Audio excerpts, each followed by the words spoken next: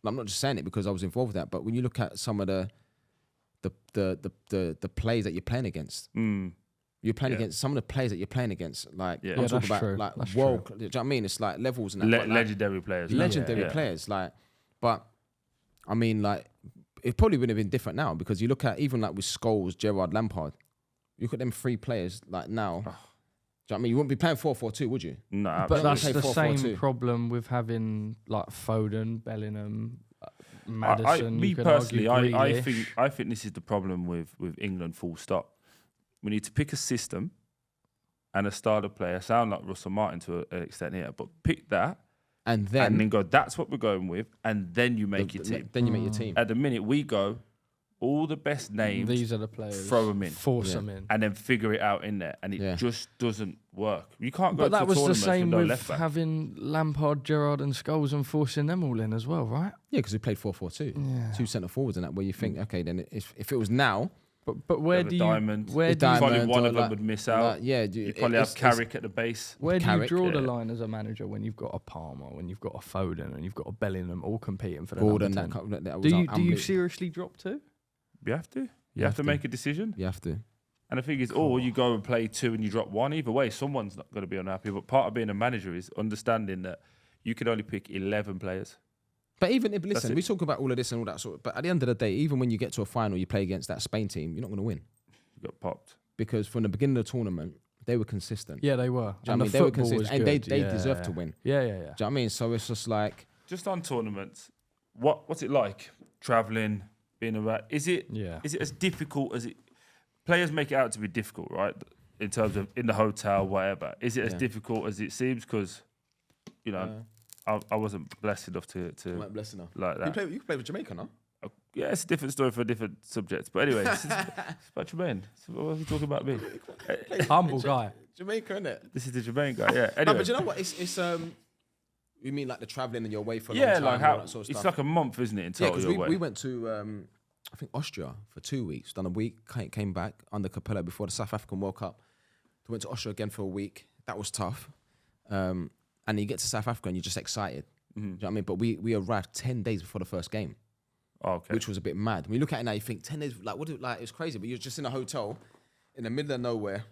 You train, and then you sort of like, you got a games room. You have like barbecue amongst yourselves, stuff like that. But it's tough. You cooking?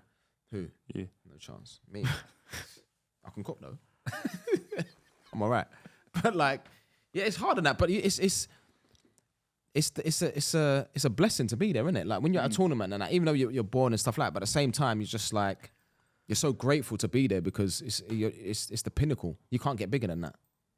What's that first England call up? Can you talk us through that moment? Mate, it's just a text. It's a text from the girls that do all the admin, from Michelle or Annie. Large up Michelle. Yeah, large up Mish and Annie. My friends and that. Oh, you've been selected for England game. The game. What, for the first one? First time I got a text. Really? Got a text and that, and you can imagine, but I was waiting for it. I was waiting for it, and you get the text and that, and then you think football's glamorous, don't you? No, no, because I see through. No. I see that. through some of it, but then like for your mates. No, relax. That's what you're gonna say. Yeah. That's what you want to say. Yeah. But like, who are your mates? Boxing's here and boxing's niche, right? Allow it, please. Football's here, right? There's levels. When I look at, and I suppose it goes back to the. I want to use the Toney situation again because you have that dream of representing England. Yeah, go on. Getting the call up, but then you're so used to playing at that level at that point. Does that novelty wear off as such? Do you, or is playing for England always like? Yeah, it's always the novelty doesn't wear because it may. I don't say you take it for granted that obviously when you know you've been involved in it, you're around it, and you know you're gonna get called up. But then that feeling when you sort of like stand there singing the national anthem, mate. Did you sing it? Yeah, because I remember there was a time around your period where some did, some didn't they? No, we sung it. Yeah, we sung it, and it's the best feeling. Even if it's a friendly, it's the best feeling. You can't get bigger than that. What was the vibe in the England camp? In the England camps that you were in for the major tournament? I think it's different now. That's what I was going to say. I think because more, we see now, like Josh Denzel's got the show, and we see more of their personalities as such, and every player, regardless from what club they're at, it's social they'll media, be though, innit? bouncing off it. Of course. Because you get the social media things and they play different games and all that. So the fans get But to where's see. that change from when you're in the... Because the value. Because the players now know the value, and the agents now and the clubs know the value of social media and networking to put it out there. Yeah. In start of mine and middle of Jermaine's and earlier, you didn't speak out of turn. You didn't speak to... If you wanted to speak to the press, there was a press officer managing it. If you wanted to... It all went through the club, all got funneled. And then... It's all about profile. It's all profile now, isn't it? Players. About 10 years ago, it changed to, I could control all of this myself. If I want to... But don't you think... I think there's a distraction, though, now. As in, like, see with players now, Troy. I think, back then, it's like... Mate, it's the same. It's the same. I'm bad for it. This is my bread and butter. But that's our generation. And then that's all we know. This is my bread and butter. I'm a footballer, and that's it. But now I think with players now, it's more than that. I think football first. They want to be Insta famous, and then football. If I can be a footballer as well. Yeah, I can get a deal here. Well, I know a kid. Shout out Denon. He was at Watford. He had an unbelievable pre-season and was like doing his thing. He wasn't gonna ever play first 11, but he was going to be around the first team. Yeah. Quit and went on Love Island. You're joking. I think he plays at like Wildstone or something like that. Dan Lewis, his name. I know you're talking about. But like that's what I'm saying. Like now, for a younger person, like that's cool. Yeah, but that to me is still mad. Yeah, it's mental. That's mad. But that's not just mad to you as someone who's played your time in football. I find that mad now. Because you want to be on Love Island. I watch Love Island, but that's mad. You can get yourself on there. No, bit small for that. Yeah, 5'6". Get on there, bro. I was actually gonna go last. Get yourself on there. Tell them who your friends are. Allow it. Relax. Jermaine, England. Can you talk to me about Capello? I liked him. You did? I liked him. What was he like with you lot, though? Because wasn't he quite like dismissive? No, he wasn't dismissive. He was just on it. He was just on it, man. It's just like, when someone walks into a room, and they don't have to say anything, but they've got presence. And he's not big, just little guy. Walks in, and I think because of his CV and stuff, like the big man there, bro, he walked in, he's just had that presence. And I'm looking around at senior players like Frank and Stevie, Beck, like Emil Heskett, all them man, all my mates. Should we pick up the names quick time? Right. That's large, and everyone's sort of like, I remember one day, right? He just said Frank, Stevie. I know, as if they're just sat over there somewhere. One day, right? We was like in the pub. You know the Guinness. Listen. So one day was at dinner. So the gaffer said no phones at dinner, right? Cool, no problem. So I think M was, sometimes when the manager says that, like you try and a little like under the table, but M didn't know that Capello was standing there. So obviously Fab has gone like that, seen it. Trey, I think he had a plate in his hand.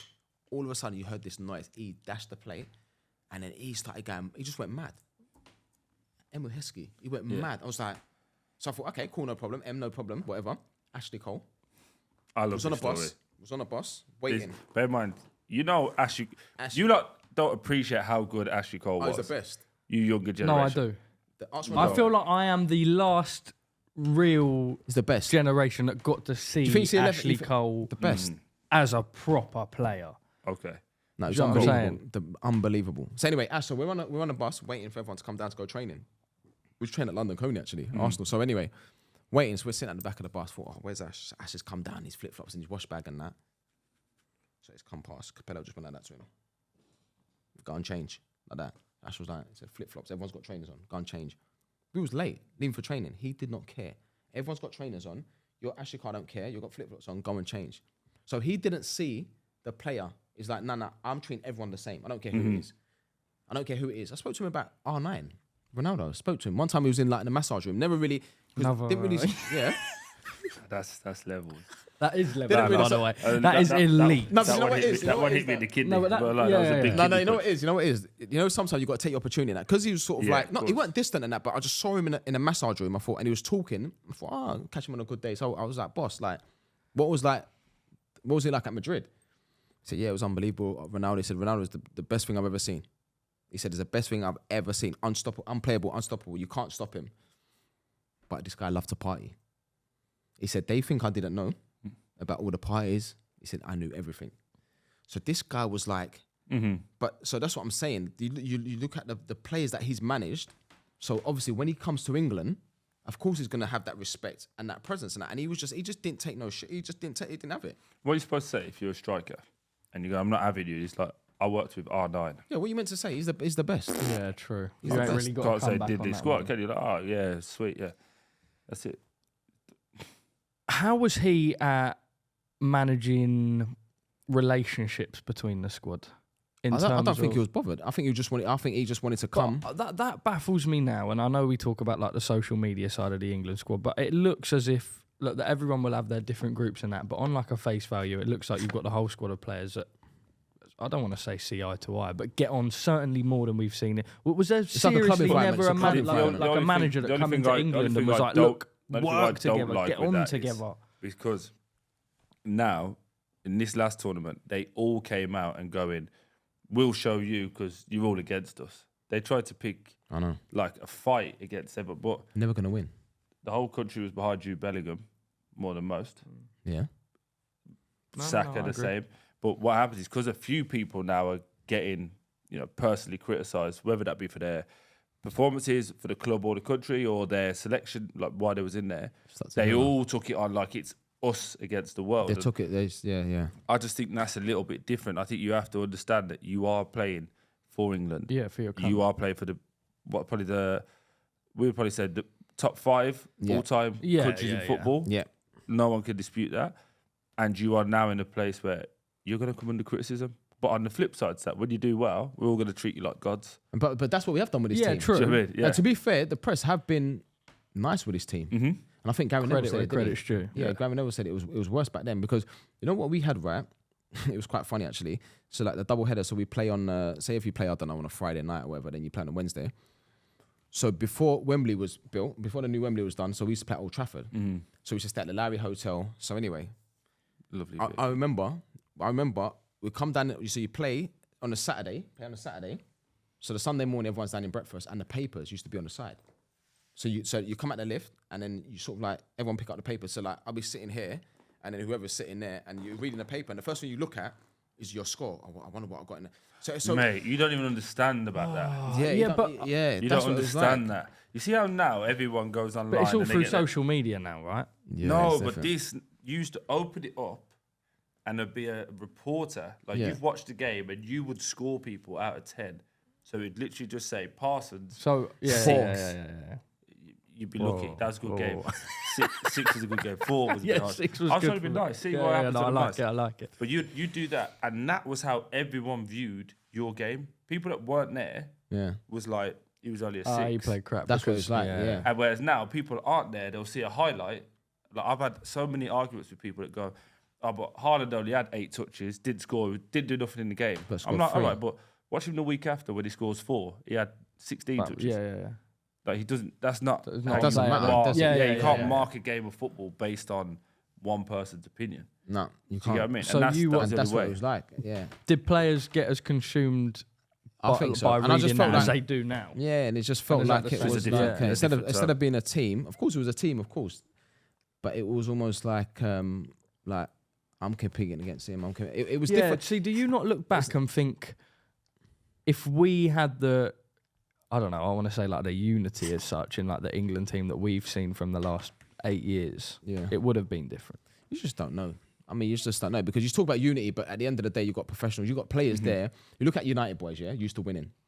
And then you had the Chelsea boys that got to play with Arsenal. So those boys that were used to winning, so like they're used to, once you come together, you should win. There's no way, you can't make excuses. I think to that, again, Jay touched on it earlier, but the people you were playing against were ridiculous teams. Yeah. I think in every England squad, you could go back for the last, 30 years, who was the main man?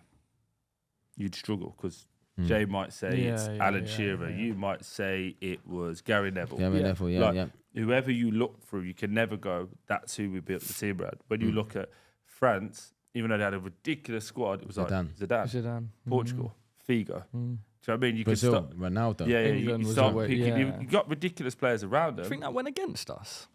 I think it's still going against us. We haven't picked who the main man is and stuck to that. More importantly, we've got Jay on. We are predominantly a boxing show. Yes. It would be nice to. I know he's already dropped Mayweather in the future. I know. Yeah, it is, mate. Check on. Canelo. He actually said Floyd Eggy buffed him as well in Cannes the other day. But we'll let that go. Bang out of order. We I don't know if we should let that one go. We have some big fights coming up. We've got so much going on in Saudi, man. So much going on in Saudi. Listen, we know you're on the Saudi payroll. Come on. Stop dropping. I'm actually not. Although if they would like to put me on the payroll, then absolutely sign the contract. No, but like Bivol, Beterbiev, what do you think? Because they're about your weight class. I think, whoa, like They're heavy. They're your weight Like class. heavy. How much do you weigh? What, me? Hey, I wasn't the one cussing it. KG. That was the man violating. What weight class is what it? do you weigh? KG? What do you weigh? I don't know in kilograms. I'm about How can you not know? 100. This Because is what I'm saying everything about in this boxing's generation. pounds. Everything in boxing's pounds, isn't Okay, it? so what are like you pounds? 160 is middleweight, in it. So I'll probably say around there. What's that 160. kg? So that's what's That's that? more of a height thing, though, isn't it? Because you're a little Short and stocky. They're literally like Canelo. bro. Compact. like a Rubik's cube. Whoa. Now that's harsh. No body shaming on this show. I'm sensitive. That is harsh. I like when you talk about boxing. I like the heavyweight division now. Yeah. I think because growing up, I grew up in the East End and that, and I remember growing up watching Eubank, Ben, those sort of great fights, and then obviously like Mike Tyson, Vander Holyfield, all these sort of like legendary division, right? Yeah, legendary fighters, and you got to a point where the heavyweight division was a little bit like, but all of a sudden AJ come along. I know he's your mate and that, and I'm bigging up AJ. That's actually And Troy's, he's- mate. you know, like, If is there's that me one or man you? who's I don't friendly, know. No, he wanted to claim that one. It was burning him inside. No, he's your friend, but that's family. That's different. Yeah, There you yeah. go. Oh, That's now like he's blood. gassed. That's He different. knows. He That's knows. family, right? Then AJ come along, and he just changed the game completely. Changed the game. Massively. Packed out arenas, sponsors, everything. Do you know what I mean? So for me now, watching this heavyweight division, it's just so exciting. Who got you into boxing? Because you're AJ. younger. I'm about to say, yeah. I thought it AJ would be. literally got me into the sport. Don't get me wrong. Like, what's weird for me now is I grew up literally just with my mum, but my mum would always tell me about the Benza Eubanks, the Unbelievable. McGuigans, the stuff like that. But sport was never really like forced upon me, and I remember seeing AJ. I'd watch fights before the Dillian White fight. But I think I tuned into that, and this will really show my age because I think I was like 11, bro. Which is, Don't piss me off. I know, I swear to you. Do you know that same day? So how that all works funny? We played Sunderland. Swear down. I played against Jermain at Sunderland. And how old for were you? Watford. 26. How old were you? When was that? What season? 36. Yeah, you would have been. What Would year? have been Two- This was 15. 20. So I'm Yeah? 41 now. No. 15, 16? It must have been 2014. 14. Huh? Oh, No. Nah, it wasn't that early. When did he win the? Oh, I must have been older than I 212. thought then. No, because Do you know how old you are? was That would help. 2017. I'm Yeah. 21 now. Sunderland. I'm trying to I work must have been about backwards. 33 now. I'm going to find it. But anyway, Yeah, 30. watching that Yeah. and seeing a big heavyweight like AJ, and I think at the time that was for like a British and a European title, Yeah. which It was doesn't like tend to sell stadiums 12th like the of, O2. 12th of December 2015. Yeah, Do 2015. I not- was right. I said 2015. You said I 27. said 15, 16. You just said 17 was. yeah, you was Just wrong. glitched You was up. wrong, You was man. wrong. Relax, bro. Isn't it? Little been man. pressured Watch. here. Anyway. Go on. But you see AJ, Yeah, go on. what he did from then, that was the O2. Then I think it was Charles Martin, which was Charles also Martin. the O2. Yeah. Then he almost Charles had that. Martin was confident, wasn't he, before? Bro, Even- I walked even yourself the- like a god.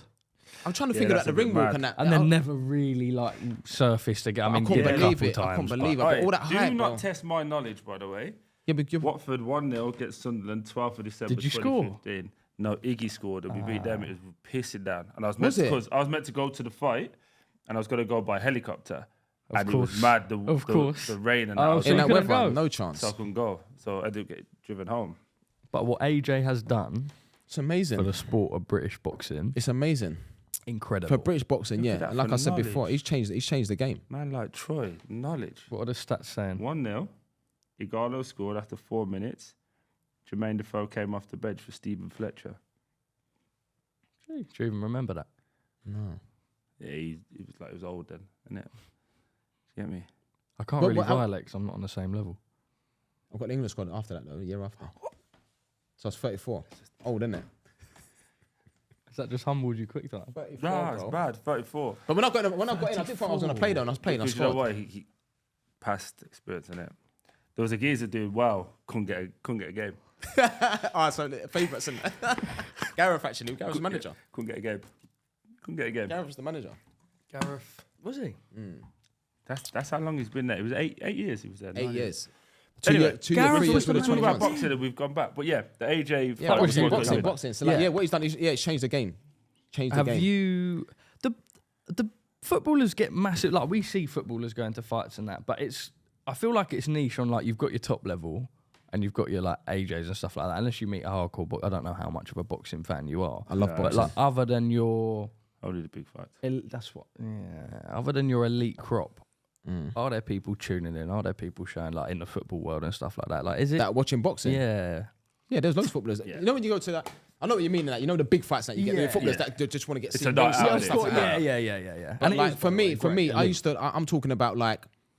So Ben Eubank, the last fight I saw you at was the Bawatsi. yeah, Bawatsi. Bawatsi Aziz? Yeah, we was was there. going for that fight. You went to that? Yeah. Okay, sick. And the You surgeon, weren't there. the You madman, weren't working. I wasn't there. Ben Who was Whitaker there? and that. I was in the process of launching the Stomping Ground. Jeez. Do you know who I saw the other day actually? Oh my god, you're not gonna. They're just gonna say, oh, your name's Are we ready? Are we ready? And I was a massive fan as a kid.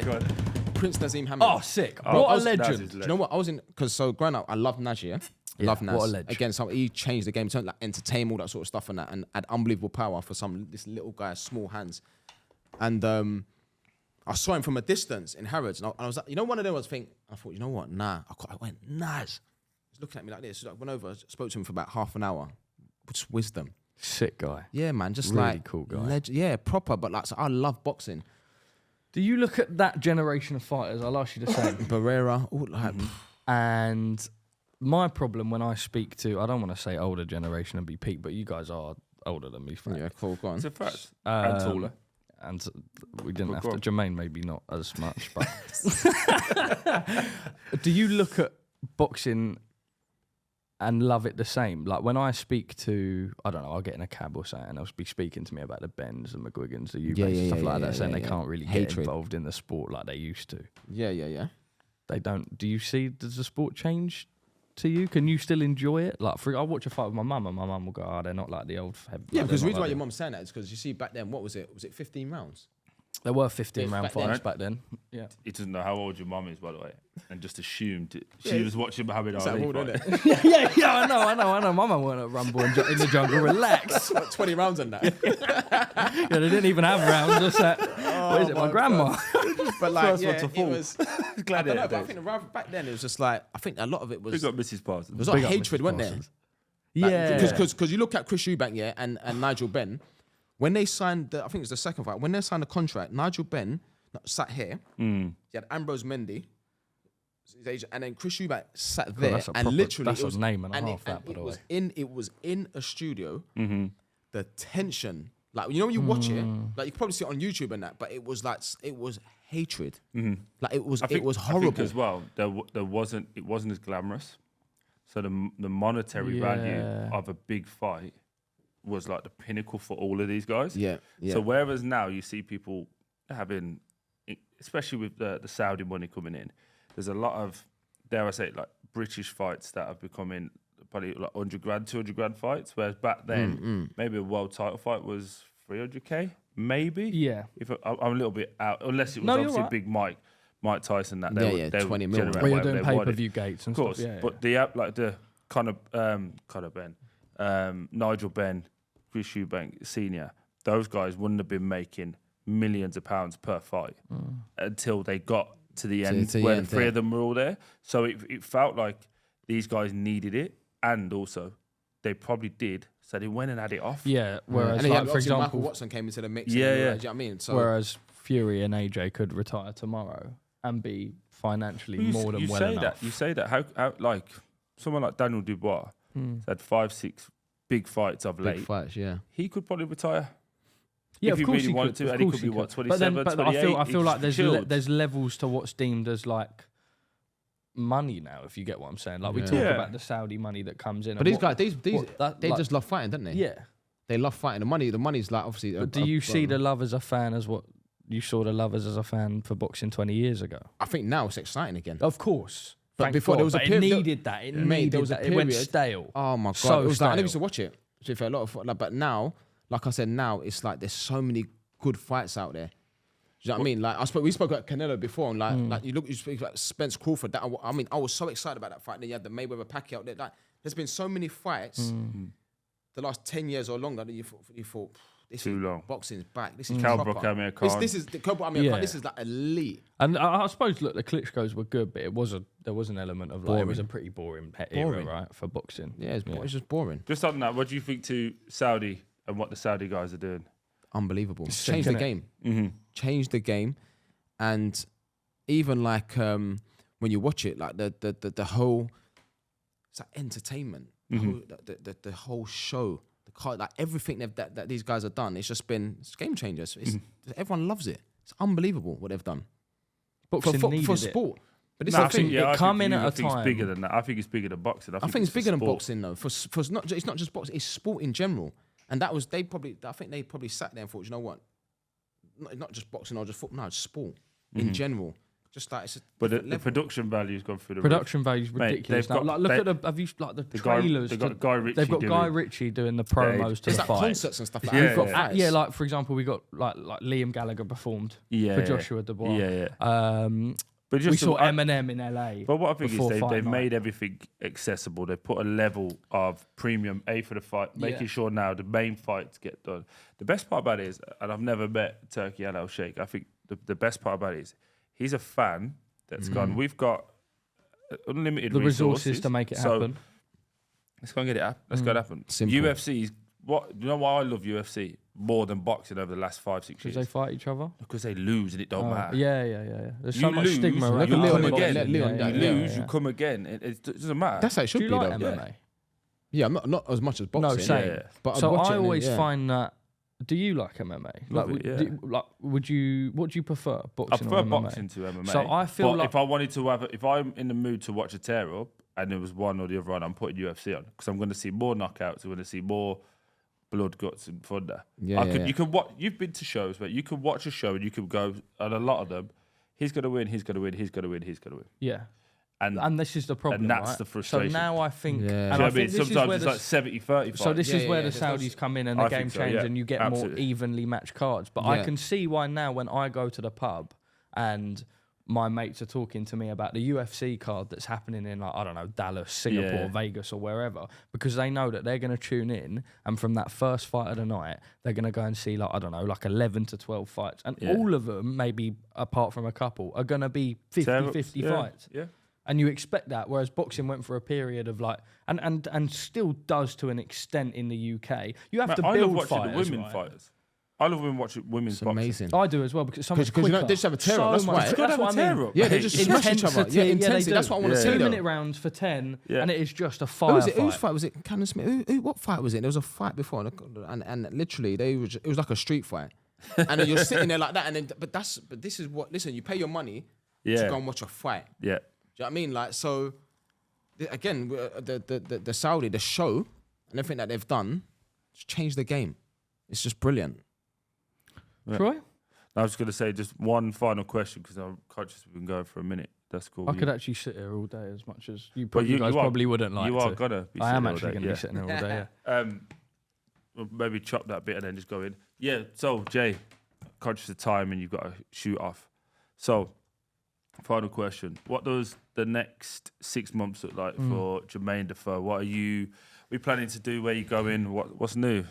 I think for me now, like I said before about waiting for that opportunity, no different to obviously any player that's sort of like finished playing or any manager that's probably lost their job or left their job and looking for a new one or whatever it is. At the minute, I still do my media stuff, which is good. I've always enjoyed that because I've done a lot of media when I was still playing. When I was at Bournemouth, sort of Basically, like he was 40. yeah, So. the back end of my career, I've done a lot of like obviously Sky, Match, all that sort of stuff. I'll do a lot for the Premier League, but I think at the minute, what I'm enjoy doing is actually going around. I spoke to you. I went to Southampton for the day. Russ Martin. That was really good to see how they train. Just sort of like just be a sponge really. I think I'm meant to be going to Spain. Hopefully, I can get into Madrid, watch a little bit of their training. sniffing. And then, and that's it. But obviously, like I said before, I've had loads of meetings and conversations with people and that. So hopefully soon I'll know what's happening. So coaching a priority over punditry. Oh, 100%. 100%. Nice. What about you, Troy, on that one?